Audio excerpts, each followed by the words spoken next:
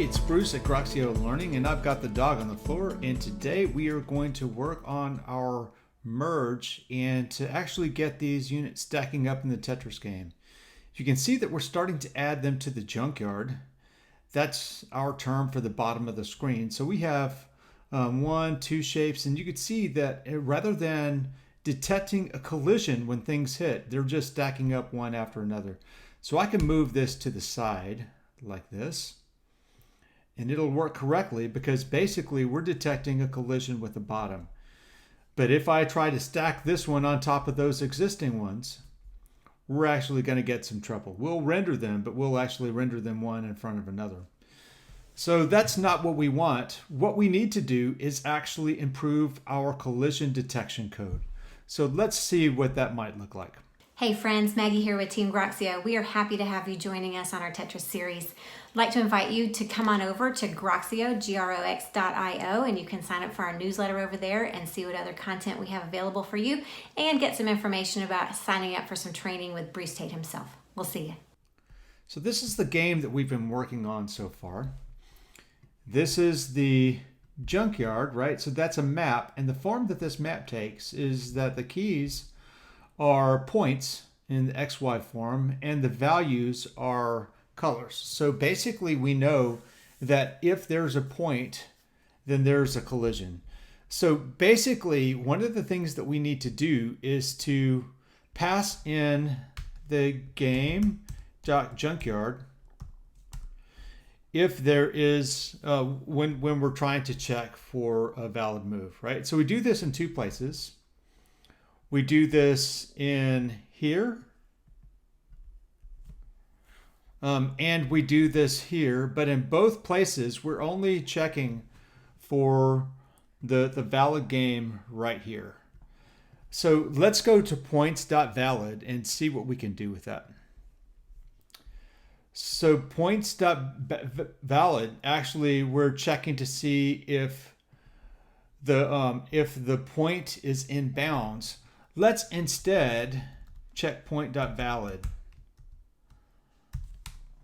And we'll basically mix in, we'll actually take this and take the points and a junkyard. And we'll actually, here, we'll take a single attribute, the junkyard.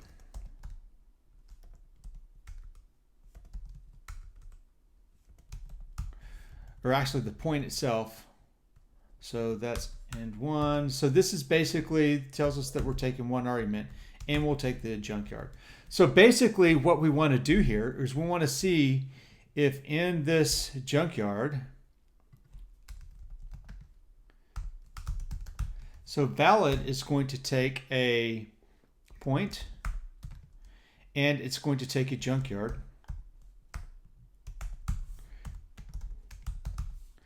And what I want to do is I want to basically say the point. So I want to say that this is in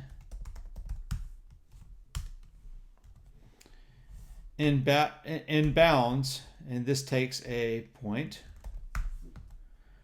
And I want to make sure that this doesn't collide.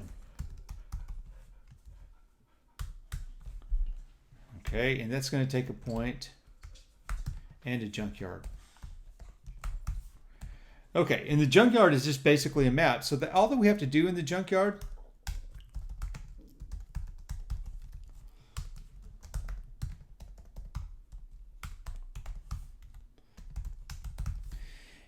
we need to basically take the point in a junkyard. We're going to take this.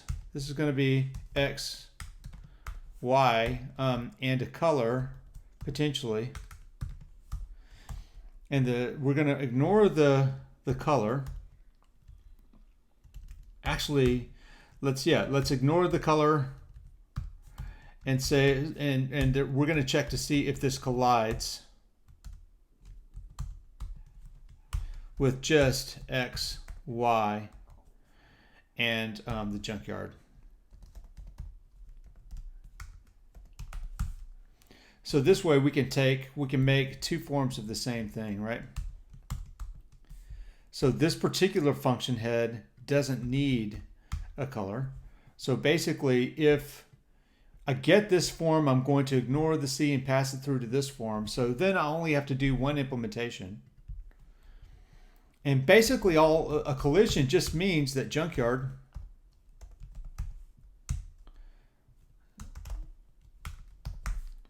that the point in the junkyard, and this is just a point, right?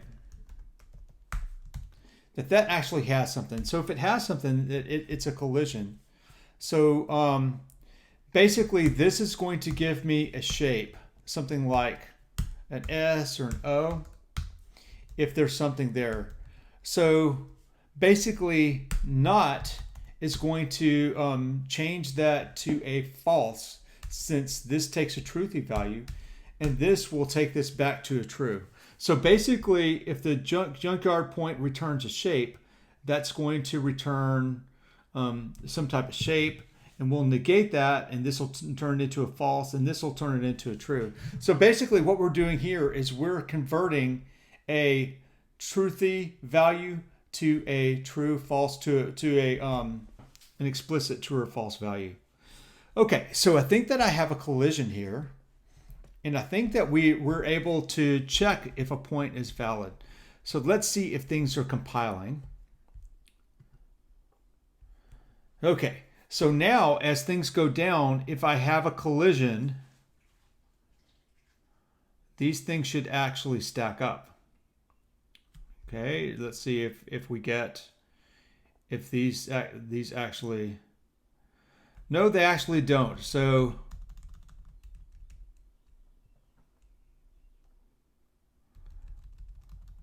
we're actually not checking collisions correctly now. And let's see why that might be.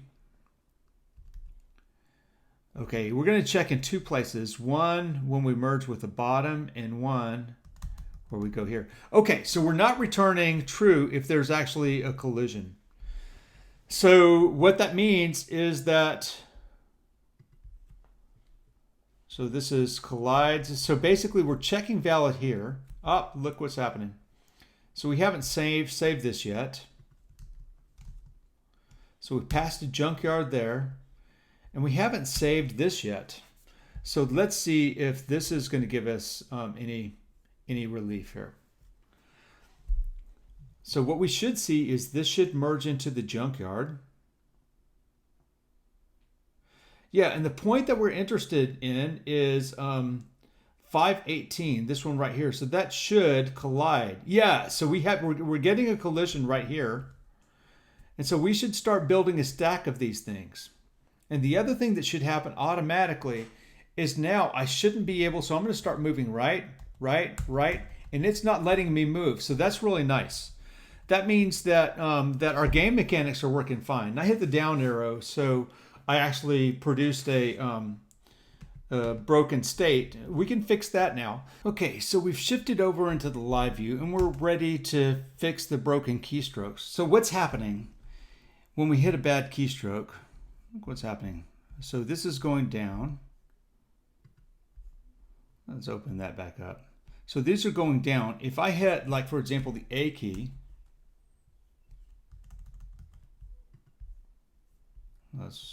let's reload here. So if I hit, for example, the A key, you could see that little crash happens, or the S key. So let's see exactly what that crash is.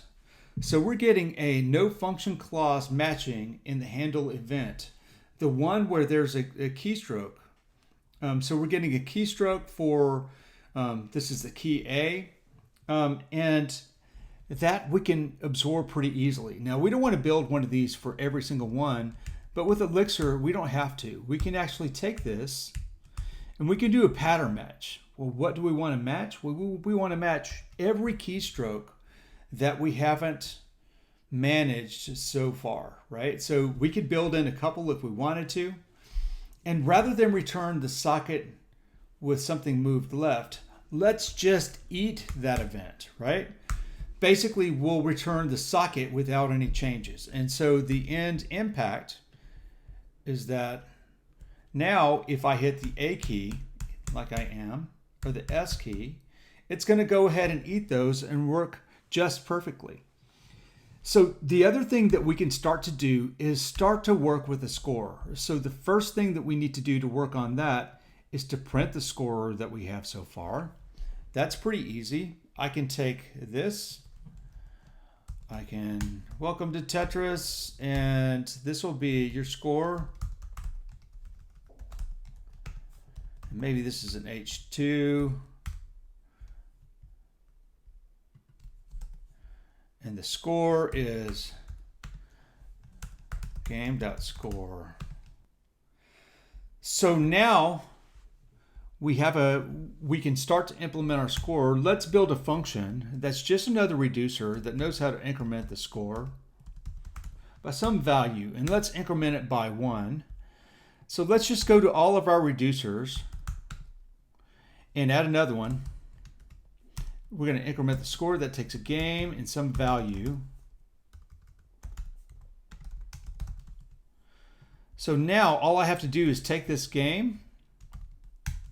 So rather than updating the points, I'm going to increment the score. It's funny, it could have been points, couldn't it? So I want game.score plus value. So now when I go here, I'm counting exactly as you would expect me to. So that's how my reducer works. Since we have our abstraction right, everything looks like it's coming in the right place. So what's left in this game? Well, it would be nice to have some type of a game over and start game state. And it would also be nice where when you actually do the work of building a Tetris, and the way that that works in this game is you actually try to build a line that goes all the way across. So we have 3 things left. 1, scoring the rows. 2, managing the game over and game started state. And 3, ending the game when there's a collision actually at the top. So this is Bruce and the dog on the floor for Groxio Learning.